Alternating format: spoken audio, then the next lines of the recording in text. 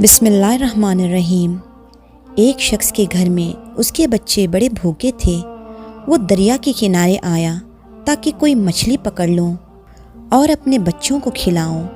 وہ مچھلی پکڑ کر جیسے ہی گھر جانے لگا، اس کے سامنے ایک دوسرا شخص آ کر کھڑا ہو گیا۔ وہ شخص عہدیدار تھا۔ اس نے اس غریب شخص سے کہا، یہ کیا ہے؟ تو اس غریب شخص نے کہا، یہ مچھلی ہے۔ تو اس عہدیدار شخص نے کہا، یہ مچھلی مجھے دے دے۔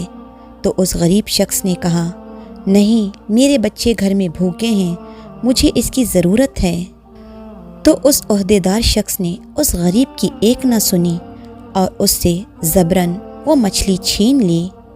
وہ غریب شخص بڑا رویا کہ میرے بچے گھر میں بھوکے ہیں، لیکن وہ عہدیدار شخص کے دل میں تھوڑا سا بھی رحم نہ آیا۔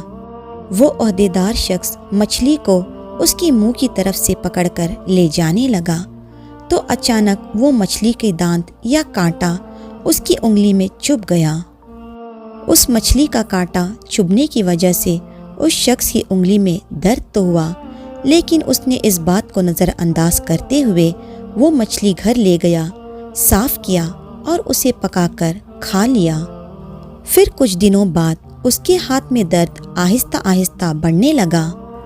درد اتنا بڑھ گیا کہ اس کی انگلیوں میں درد شروع ہو گیا۔ وہ ڈاکٹر کے پاس گیا علاج کروانے کے لیے، لیکن اس کی تکلیف کم نہ ہوئی۔ پھر کچھ دنوں کے بعد وہ دوسرے ڈاکٹر کے پاس گیا تو اس نے بھی یہی بتایا، ہم تو کوشش کر رہے ہیں، لیکن پتہ نہیں یہ درد کیوں آپ کو کم نہیں ہو رہا۔ پھر ڈاکٹر نے کچھ ٹیسٹ وغیرہ کروانے کے لیے کہا۔ جب ٹیسٹ کی رپورٹ آئی تو ڈاکٹر نے کہا، آپ کی انگلی میں زہر چڑھ گیا ہے۔ اگر آپ اپنی دوسری انگلیاں اور یہ پنجہ بچانا چاہتے ہیں تو یہ انگلی کاٹنی پڑے گی۔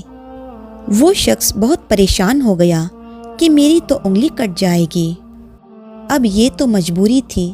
خیر، اس کا آپریشن ہو گیا اور ڈاکٹر نے اس کی انگلی کاٹ دی۔ اب اس شخص کو کام کرنے کے لیے فاقہ محسوس ہونے لگا۔ پھر کچھ دنوں بعد اس کی ہتھیلی میں درد شروع ہو گیا۔ اس کا دوبارہ سے علاج شروع ہوا۔ ڈاکٹر نے کچھ ٹیسٹ وغیرہ کروانے کے لیے کہا، جس میں نتیجہ یہ نکلا کہ اس کی ہتھیلی میں زہر چڑھ چکا ہے۔ ڈاکٹر نے کہا، اگر آپ کا بازو بچانا ہے تو آپ کی ہتھیلی کو کاٹنا پڑے گا۔ ڈاکٹر کی اتنی بات سنتے ہی اس شخص کی حالت خراب ہو گئی اور وہ پھوٹ پھوٹ کر رونے لگا۔ اب اس شخص کے پاس کچھ بھی حل نہ بچا۔ مجبوری کے تحت اس کا دوبارہ سے آپریشن کر کے اس کا ہاتھ کاٹ دیا گیا۔ وہ اپنی کٹی ہوئی ہتھیلی اور پٹا بنے ہوئے بازو کو لے کر کچھ دن تک گزارا کر رہا تھا۔ پھر کچھ دنوں بعد ہاتھ کی کہنی کے پاس سے درد دوبارہ کھینچنا شروع ہو گیا۔ اب اس کی تکلیف اتنی زیادہ بڑھ گئی کہ اس سے درد بالکل برداشت کے باہر تھا۔ وہ دوبارہ ڈاکٹر کے پاس گیا تو ڈاکٹر نے کچھ ٹیسٹ وغیرہ کیے اور کہا، اب تو یہ زہر آپ کے بازو تک چڑھ چکا ہے۔ ڈاکٹر نے کہا، اگر آپ اپنا جسم بچانا چاہتے ہیں تو ہمیں آپ کا بازو کاٹنا پڑے گا۔ دوبارہ سے آپریشن کر کے اس کا بازو کاٹ دیا گیا۔ وہ شخص بہت پریشان رہنے لگا اور درد کے مارے اس کا بہت برا حال تھا۔ اس کے ایک دوست نے اس کا یہ حال دیکھ کر اس سے کہا، کہیں تم سے کچھ غلطی یا گناہ تو نہیں ہو گیا جس کی وجہ سے آج تمہاری ایسی حالت ہو گئی؟ اس نے اپنی دوست کی بات پر غور کیا اور مسلسل دن رات اپنی غلطیوں کو یاد کرنے لگا۔ نہ جانے اس نے کتنی غلطیاں اور زیادتیاں کی تھی، جس کی وجہ سے اسے کچھ بھی یاد نہیں آ رہا تھا کہ اس نے کس کے ساتھ اور کس طرح کی غلطی کی ہے۔ بالآخر اس کو یہ مچھلی والے کے ساتھ کیا ہوا واقعہ یاد آیا۔ میں نے اس غریب شخص سے زبردستی کر کے مچھلی چھینی تھی، جس کے بعد سے مجھے اس طرح کی تکلیف ہونا شروع ہوئی۔ اب وہ اس کو دن رات گلی گلی غریب آدمی کو ڈھونڈ رہا ہے کہ وہ کہیں اسے مل جائے۔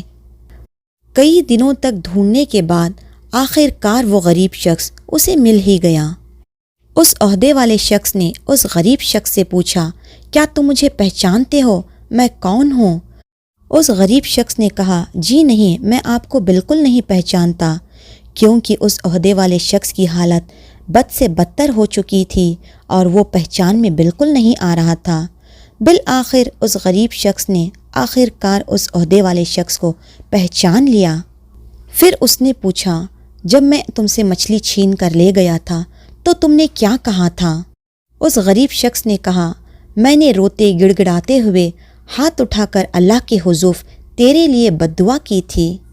اس عہدے والے شخص نے اس غریب شخص کے پیر پکڑ کر اس سے معافی مانگی اور سارا ماجرا بتایا کہ اس کے ساتھ آج کل کیا حالات گزر رہے ہیں۔